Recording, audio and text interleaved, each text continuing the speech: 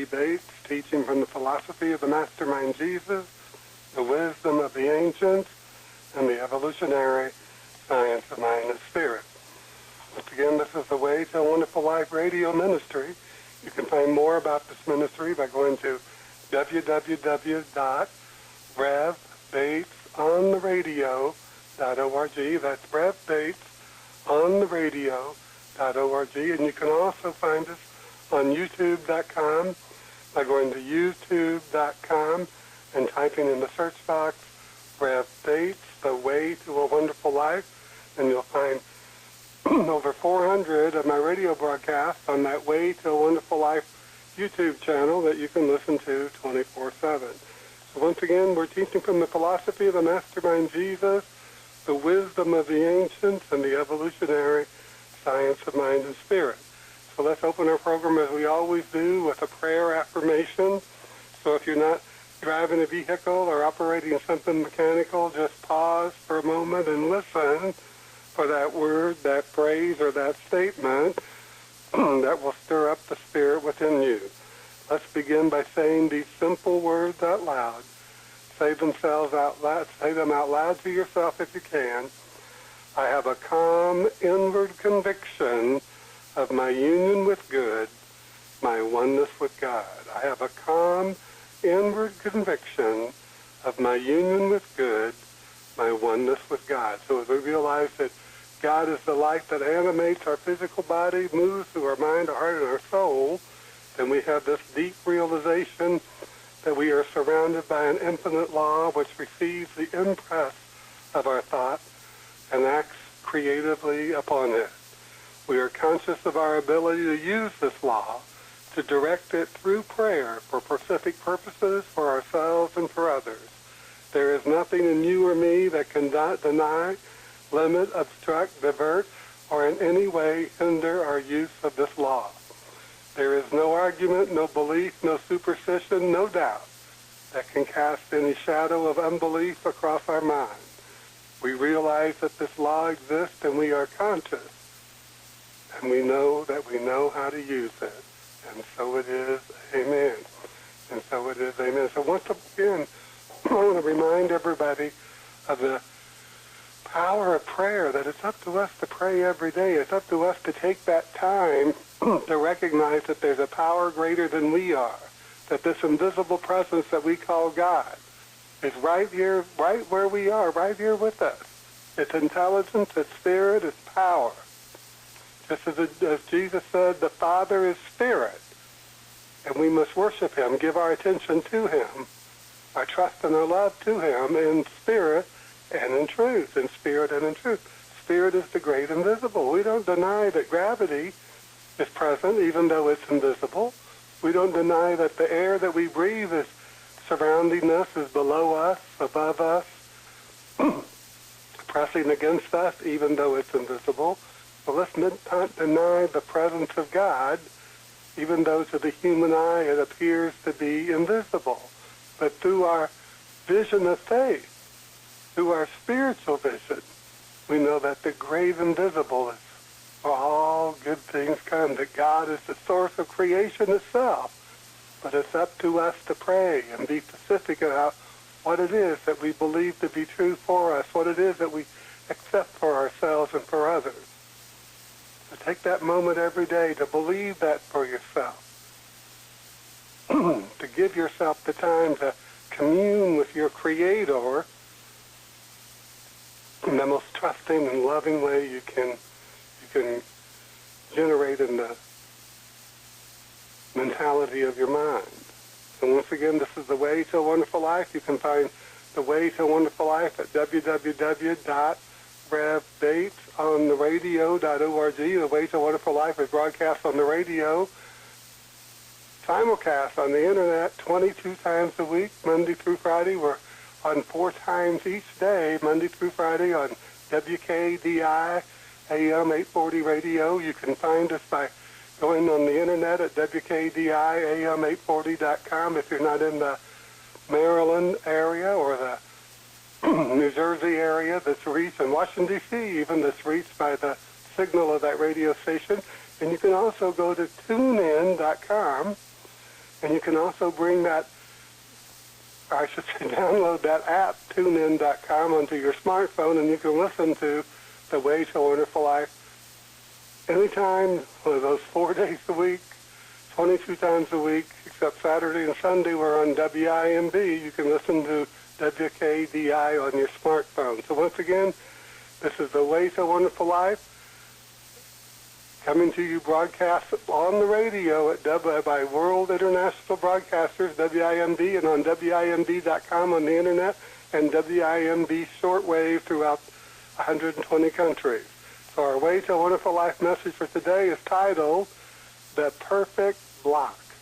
The Perfect Block. Now, W. Somerset Maugham said, perfection has one grave defect.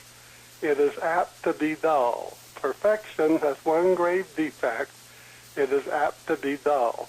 I not only agree with the statement, but I believe that seeking perfection is potentially destructive. The concept of perfection permeates the race consciousness and derives so much of the feelings associated with it from comparisons and fantasy.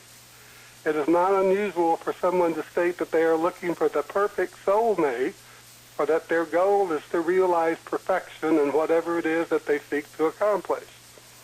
For centuries, people have used the label of perfection to identify the deities of religions without ever taking the time to truly examine the lives of those they identify as perfect.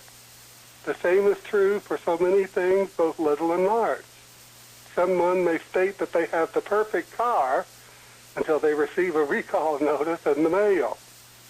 The desire to attain perfection often creates negative discontent with that which is good and wonderful, yet seemingly imperfect.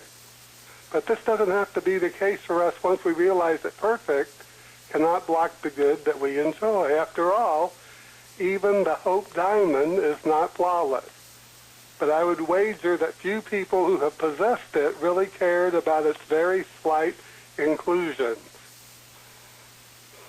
Many times people want to think about perfect, but realize that good is happening all the time, that there's good in everything that happens to us every day. Now we can look to the wisdom of Solomon in the Holy Bible for some understanding, also in the Torah, for some understanding regarding perfection, and this is from Ecclesiastes 7:20.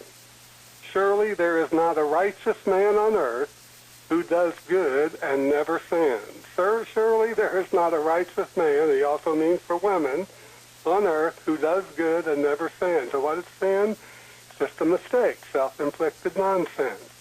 There's a myriad of causes as to why people voice openly or have thoughts of self-depreciation. I believe so much of this self-depreciation comes from a pattern of thinking that there are perfect people, but that we ourselves are imperfect. But this idea of perfect people is a fantasy. As the American mystic Ernest Holmes stated, even God could not create the perfect man.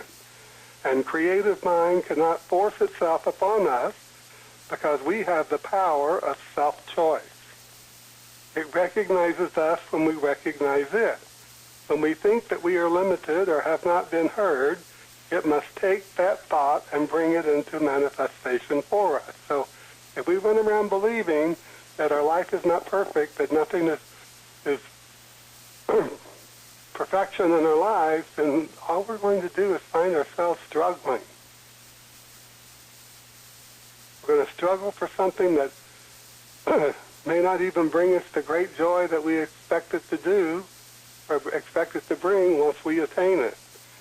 Now, this discontent driven by a false idea of perfect can block even the best of us from progressing forward in our lives.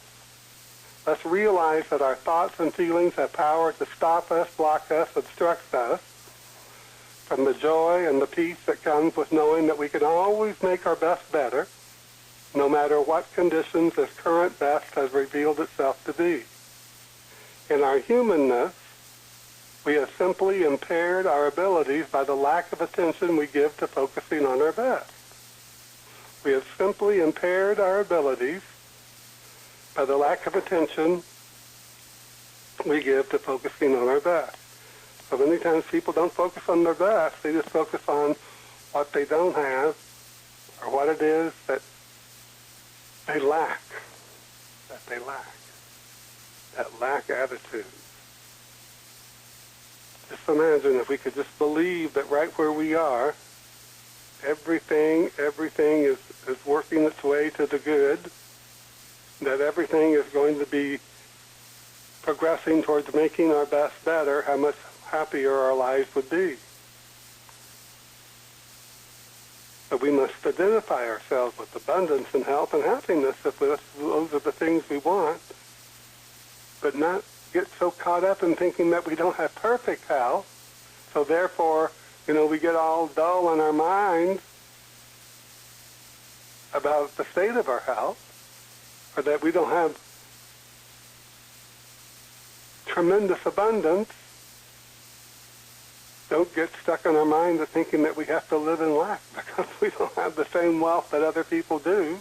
Let's start associating ourselves with the good every day. Through my years of spiritual counseling, I have suggested to hundreds of people that should they engage themselves in daily meditation in the silence, many of their troubles would be resolved and new ideas would arise in their conscious minds for them to act on. Yet for most, this instruction fell on deaf ears, as few truly believe that the simple act of recognizing the great invisible can bring about change in their lives. Yet it has worked wonders for people throughout the ages. Did the people I give this instruction to not believe in what I was telling them, or did they just not listen? Did they not listen? Oliver Wendell Holmes, in the Science of Mind magazine, dated way back in December 1927, Oliver Wendell Holmes is told a story about a scientist who conceived the idea of reaching Mars by a concerted shout from the Earth. Elaborate arrangements were made and all seemed in readiness when the moment came for the millions on Earth to shout. But the only sounds heard came from one little boy and an old deaf woman in Chicago. All the others were busy listening. The little boy, that is a trusting youth, did what he was told, and the deaf woman, of course, was not restrained by a desire to listen in. So what does this tell us about the perfect block to our good? We, by and large, don't listen to the right things. We don't listen to that still small voice within us that is not so much concerned with the perfect as it is with our feelings of joy and happiness and love and confidence. A belief that we have the power of the law of mind to move forward in life with a sense of self-satisfaction rather than perfection should give us a feeling of joy. Every day it should give us a feeling of joy. But it's up to us to believe this and accept this. It's up to us to know that it's the truth for us. So let's go back to those words of the great Solomon in the book of Ecclesiastes. Surely there is not a righteous man on earth who does good and never sins. And let's look at those words from W. Somerset Maugham. He writes, perfection has one grave defect. It is apt to be dull. In other words, can you imagine striving and struggling and working and doing and building and gaining perfection? Then what's next? What's next? If you think something is perfect, what's next? What's next? What are you going to do? How are you going to build on that?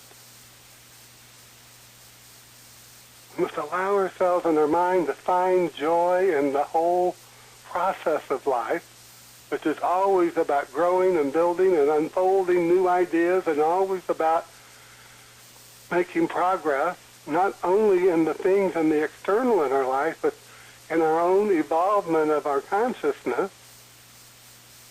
to know and to understand life and to understand ourselves and the world that we live in a greater way, and not concern ourselves with being perfect, but allow ourselves to enjoy all things. Like I said before, even the Hope Diamond wasn't perfect, But I doubt very seriously if any of those people who possessed it really cared that it wasn't perfect. They just enjoyed it. They just enjoyed it.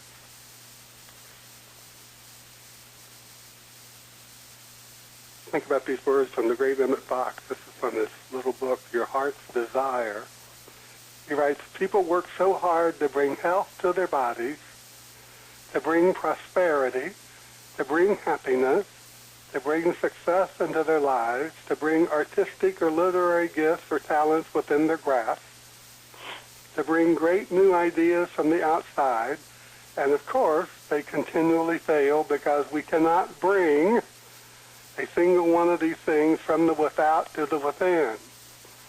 The actual development is just the very reverse. They have to be released from the within that they may appear on the without. In short, we have not to build on from the outside. Our task, as Browning says, is to set free the imprisoned splendor. In other words, we go back to that realization that we can be happy with all manner of things. They don't have to be perfect. They don't have to be perfect. We can create a greater enjoyment in life and working towards things, working towards making our best better than we will ever have a sense of enjoyment from perfection. Perfection almost always brings with it an arrogant thought and also a stopping. It means we stop doing, we stop making it better, we stop looking for other ideas on how we can do things and live our life in a better way and enjoy life in a greater way. Perfection has one grave defect. It is apt to be dull. I mean, what do you do after you create the perfect life? You know? What would it be like to think you're perfect and everybody around you is imperfect? Because we live in a world of imperfections. We live in a world where everything is growing and developing.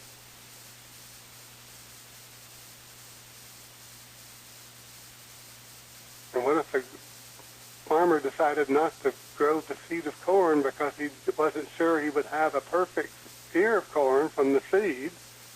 He may decide not to even grow it. But if he knows that he can get a good ear of corn, an ear of corn that can be used and enjoyed, or an ear of corn that can be part of somebody's enjoyment in life,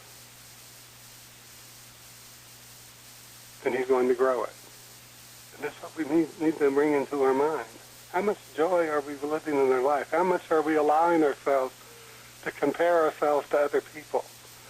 How much are we comparing ourselves, even simple things like the car that we drive? Do we think that perhaps other people all have the nice cars and somehow we're left out, of that perfect car lifestyle, of that perfect soulmate lifestyle? We think our relationship is imperfect and that there's other people that have perfect relationships. People drive themselves crazy with that kind of nonsense, that kind of comparison. This kind of self-depreciation that moves through the mind of so many people. They just don't see themselves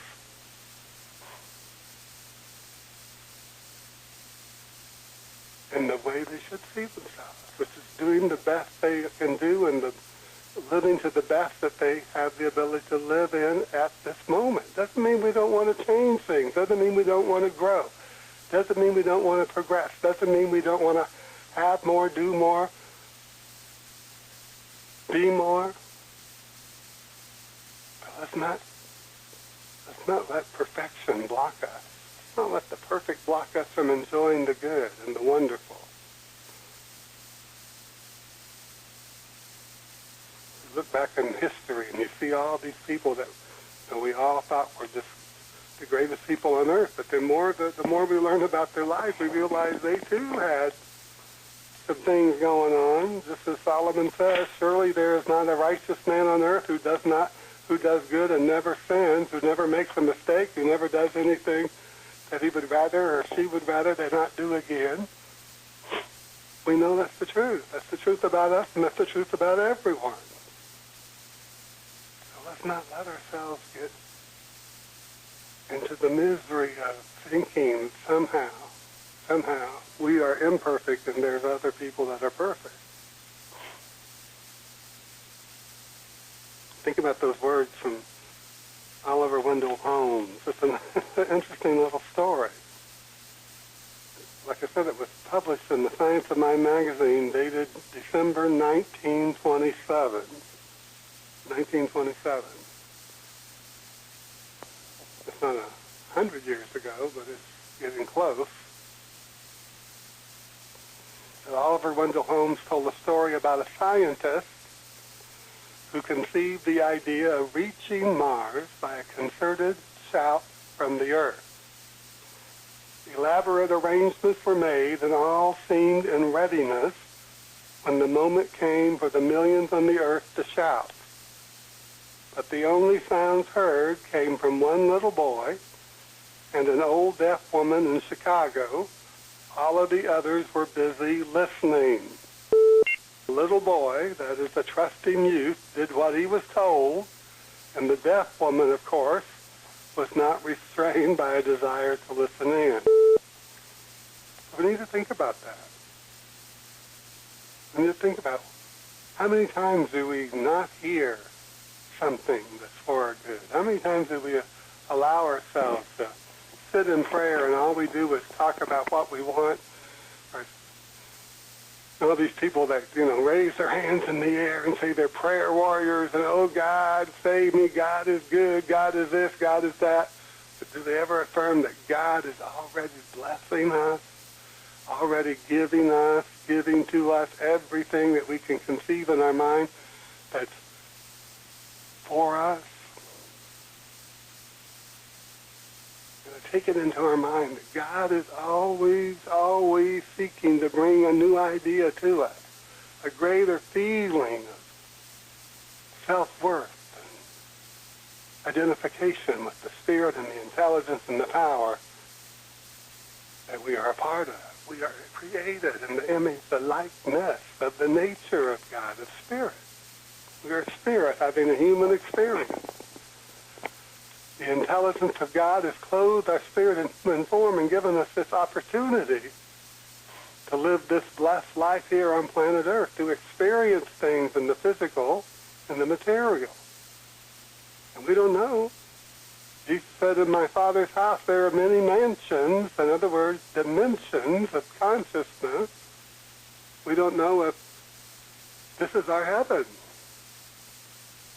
But by our thoughts and the way we look at things and our attitude towards life, we may have even created our hell right here on earth, our hell right on earth, rather than our heaven. Look at this beautiful universe that God has created for us and see all the beauty of nature, and you think, what could be more heavenly than this? That all the things of evil that have been created are from the actions of mankind, the mind and the actions of mankind, not of God. So we start believing in the good in a greater way. We start looking through all the things that appear to obstruct us. We let go of the perfect and start enjoying the good and the wonderful that's ours today to receive and to accept and to experience. And then that greater good comes. Not the perfect good, because there is no perfect good, because no matter what it is that we achieve, we will want to do something else. No matter what it is that we have done, we will want to do something else. Look at people like Mark Zuckerberg and his wife of Facebook with billions of dollars, and they're involved in all these charities and all these things to make the world a better place. And look at Bill and Melinda Gates of Microsoft, who are doing all these great things to help people around the world. Even though they had an idea that gave them what the world would call a perfect success, they didn't stop with the perfect. They didn't stop with what the world called the perfect. They still wanted to have more experiences, more life, more love, more giving, more being, experiencing life in a greater way. And so they're all active doing those things.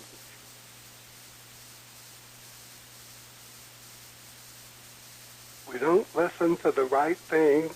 We don't listen to that still small voice within us that is not so much concerned with the perfect as it is with our feelings of joy and happiness and love and confidence, a belief that we have the power of the law of mind to move forward in life with a sense of self-satisfaction rather than perfection should give us a feeling of joy every day, a feeling of joy every day. So this is what I tell myself every day. This is what I tell myself every day. And maybe you want to tell yourself this too. This is what I tell myself every day. Pursue joy, not perfection. Joy is attainable every day. Perfection, not so much. And so it is.